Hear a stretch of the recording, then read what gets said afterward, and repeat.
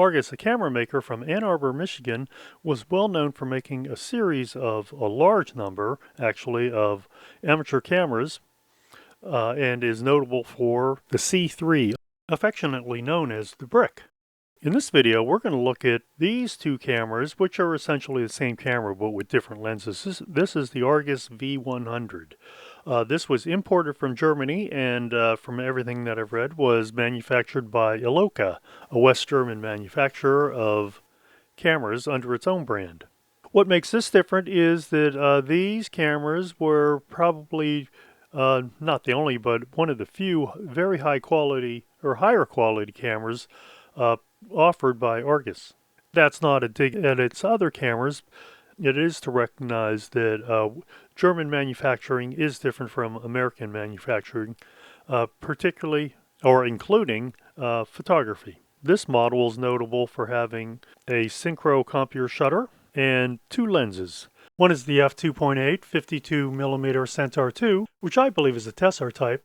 The other is an f2.0 48mm Syntagon II, which is slightly shorter in focal length and would be the premium lens. What I've read is these lenses were made by Rodenstock. In camera circles, Rodenstock, West German company, is known for producing high-quality lenses. These are very well-made cameras and don't have some of those little quirky things that you sometimes see with standard Argus cameras, and that probably is owing to the fact that these are German cameras more than they are American-designed Argus cameras. These both use standard 35mm film. There's no surprises in how they operate, but there is one little quirk that we'll talk about in a bit. So let's grab one of these cameras and take a look at its features, which are really duplicative of each of these submodels. That is, the cameras are otherwise identical except for the lens that was fitted to the camera. We'll look at this one because it's very likely that this one being an f2.0 lens would be the premium lens. This should be comparable to what you find on some of the Retinas and also some of those folding cameras that had f2.0 lenses. So moving to the top of the camera, we have a small rewind knob. We have an actual hot shoe. This is not an accessory shoe because you can see the electrical contact point right here. This is a threaded socket for a cable release, and these are your controls for the built-in meter, which is an uncoupled light meter. On the front of the camera, you'll see your two windows. This is the primary viewing window, and this is your secondary window for your rangefinder. So this is rangefinder focusing, not scale focusing. And of course, rangefinder focusing is going to be a lot more accurate than scale focusing. This is your front-mounted shutter release, and this is the small flap for the meter. This is known as a two-range meter. So indoors, you would open the flap, and that would allow it to collect more light, and when you're outside, you would close this flap. This is a selenium-powered meter, meaning that it uses a selenium cell. This meter requires no batteries at all to operate. As I mentioned, this uses a synchro computer shutter with speeds running from 1/500th of a second down to 1 second plus B. And that's going to be far outside the range of most of Argus's other cameras, in which they tended to have simpler shutters with a very limited range of shutter speeds. It's probably a throw of roughly 270 degrees to move from infinity down to its closest distance of roughly 3 feet. By the way, 3 feet is pretty much standard among rangefinder cameras, so don't feel like that is some way different from other rangefinder cameras. I can't think of any rangefinder camera that really focuses closer than 3 feet, let's say 18 inches or even closer. This is sort of a narrow-base rangefinder, but not all that atypical of what you would find on other cameras. Notice that this is a front-mounted release, but it requires very little effort to trip the shutter, unlike some other cameras that I own. Here on the back of the camera, things are fairly simple. This is your film advance. Film advance also tensions the shutter. There's your eyepiece. It's a single eyepiece for both focusing and composing your shot. Finally, here's a small little switch, and this small little slide switch allows the rewind knob to pop up into place. And there you see it. This is a fairly small rewind knob. It's actually one of the smallest I've seen for a 35 millimeter for, well, for any camera. Of course, not for roll film, because with roll film you never rewind the film. Anyway, let's not get too off topic here. Here on the bottom, things are pretty simple. Here you have your tripod socket, obviously not in alignment with the center of the lens. This is your rewind button. This is going to be a press and hold rewind button. That is, when it's time to rewind the film, you have to press and hold this while you turn that little rewind knob over and over and over. Here is a small little, well, it's not embossed, but it's really just printed on there, and it says made in West Germany. Of course, keep in mind, at that time, Germany was divided into two countries, West Germany and East Germany.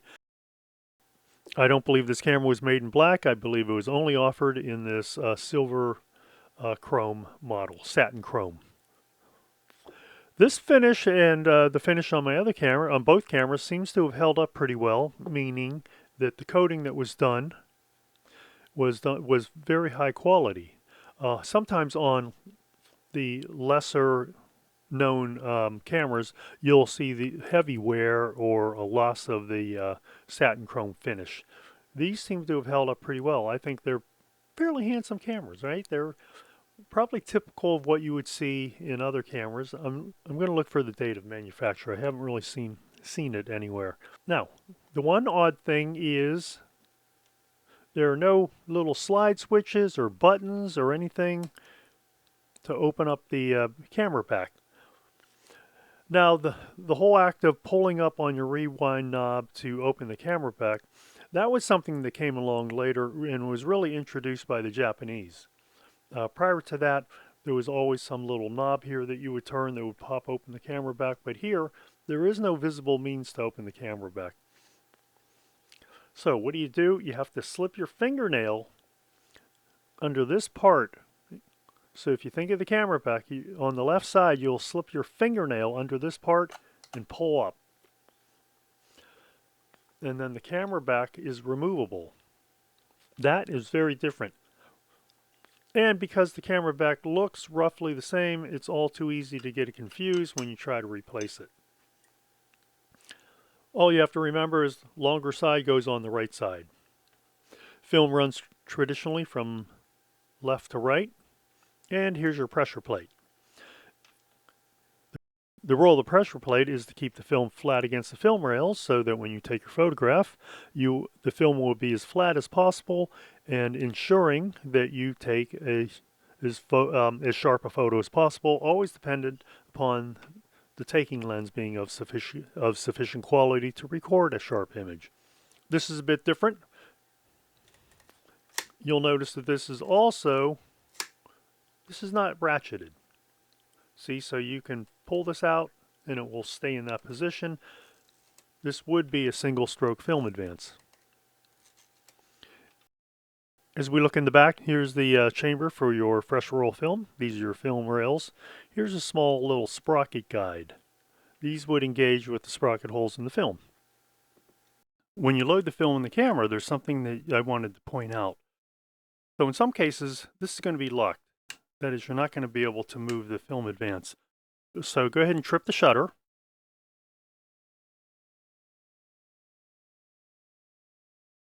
And now, as you can see, you can move the film advance and this drum moves. As the film is pulled across the film rails, it will move the sprocket wheel. The sprocket wheel will turn a specified number of times before the film has traveled the correct distance to the next frame. And when that occurs, it then locks the drum. And I'll show you what I mean. And now the drum won't move again. So in order for you to be able to move that drum, you have to release the shutter, even if the shutter itself hasn't been tensioned. In this case, it has been. It's a means of doing two things. One is it ensures that the film travels the correct distance from one frame to the next and will not travel anymore. And the second is that it also acts as a double exposure prevention device. Okay, so in order to slip in that 35mm film cartridge, you have to slide that to the left, and the film rewind knob will pop up. Now slide and hold that, and you can push this post up out of the way. See, and now you can drop in your cartridge. Once you've dropped in your cartridge, you figure out where your positioning is by turning and pressing your rewind knob. Then you would drag the film over here. And as you can see, you can rotate this drum as much as you need to. Now the way this works is the film actually gets pulled in and then bent over, and so that'll ensure that it grabs here. Anyway, you will take your film, and as I mentioned, you will tuck it in here, but you will tuck it in this way. And then the film itself will lay flat. So it has the effect of, well, it doesn't have the effect. It bends the film here to ensure that as you rotate this drum in this manner, that it creates a good tension and a good grip on the film itself. Now, the one thing you're going to do before you replace the back is you're going to reset the frame counter. And you simply use this little geared wheel here to reset your frame counter. And you can see how that moves as I spin this. This is a countdown frame counter. So in this case, you will set your maximum exposure before you replace the back. But if you want to fire off 2 blanks, then you set it 2 before. So obviously there's no way to make changes to your frame counter after you replace the back of the camera. So just make sure that that's all taken care of before you replace the back. Replacing the back is sort of simple. A little bit of a trick to it. You can't lay it on. You can't really lay it in here. What you have to do is you have to sort of hook it on this one side. There. Then you press it until it clicks. As long as you see, give the back a tug. Now, being a German camera, you'll notice one other thing. There are no foam seals. Almost without exception, German cameras never use foam for blocking light. And the reason I was told is that it designed a proper back with a labyrinth design to block all light. In any case, in order to replace the back, replace the right side first, and then allow it to swing back into place on the left side. And remember, when you open the back, hook your fingernail under here, pull outward, and the back will pop open. So it pops open left to right, and so you're going to replace it right to left. I've not had an opportunity to use either camera. Both have been in storage for quite a while, and I think I had quite a bit going on around the time that I purchased these. These are very friendly little cameras. It's very simple to service them. To get to the shutter, actually all you do is grasp the front of the lens, and then the front lens element, or the front lens element, or these might be 2 lens elements, removed. Then there's going to be a small little screw here. Remove that screw. This collar will then unscrew. And then you can lift off the front of the shutter to get to the shutter and service it. It's then it's a really standard computer shutter, synchro computer shutter from that point. Here the aperture dials and the shutter speed dials are locked. In order to get around that, there's a small little serrated half moon portion right here. So you press that toward the camera body and then you can rotate it. It's a bit trickier. This is really just your aperture ring setting. And then once you release it, these 2 are going to be locked. So that means you can use any combination. To use the EV or exposure value system, also known as LV or light value system, you set your film speed. So you would set your film speed setting here. The film speeds are marked here in ASA, which is equivalent to ISO today. So the film speeds run from 25 up to a very unusual 1250. That's a film speed setting that hardly anyone used back in the day. Let's say that you had 160 speed film, you would set it here.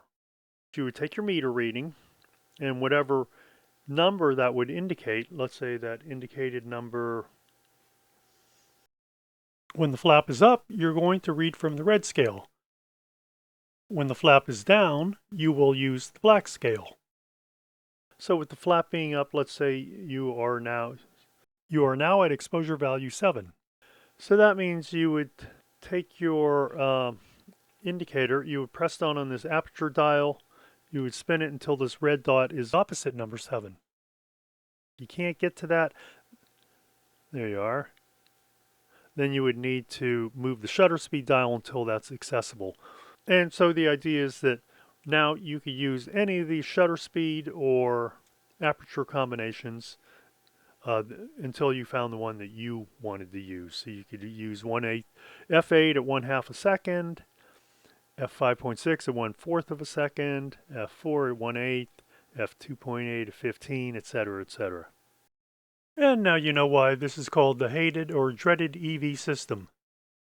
And the difference between dreaded and hated is based on the number of times that you've been forced to use the EV system.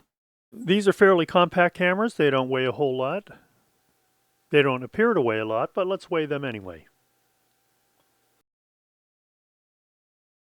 And so the version with the f2.0 Syntagon 2 comes in at 1 pound 6.2 ounces.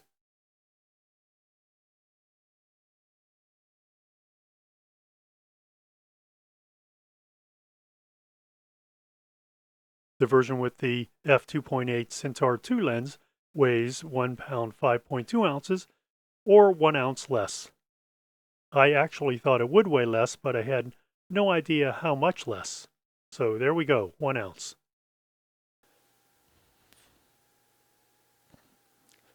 Now you can see with the backs removed, they're identical, really down to, well, every feature in the back. Even down to this little screw right here. I don't even know what this is, but they're identical. These do have a serial number embossed into the back. Sometimes there will be a matching serial number in the back, but not in this case. It's not in fact the case. And sometimes the reason is because with removable back cameras, it's the feeling is that you keep the same camera back with the same camera. It's very possible these backs are interchangeable, but we'll keep them with the same cameras regardless.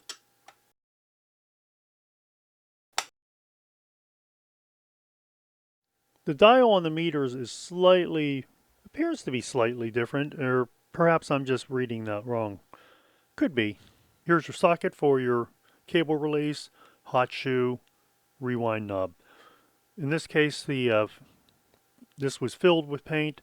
This might have been filled with paint. I don't think so, but it doesn't appear to have any paint in here. Although it is engraved. So if I wanted to, I could fill that with some paint. Once again, frame counter on each camera. Focusing dial and shutter speed selector and aperture indicator. Unlike many of Argus's cameras, this particular model is a stark departure when it comes to style and choice of materials. Style being overall design and method of operation. The operation style of this camera is distinctly German, as is the visual style.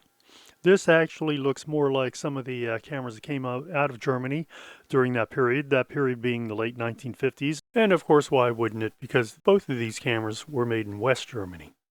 Overall, I give this camera high marks, and I gave this camera a rating of 9.1.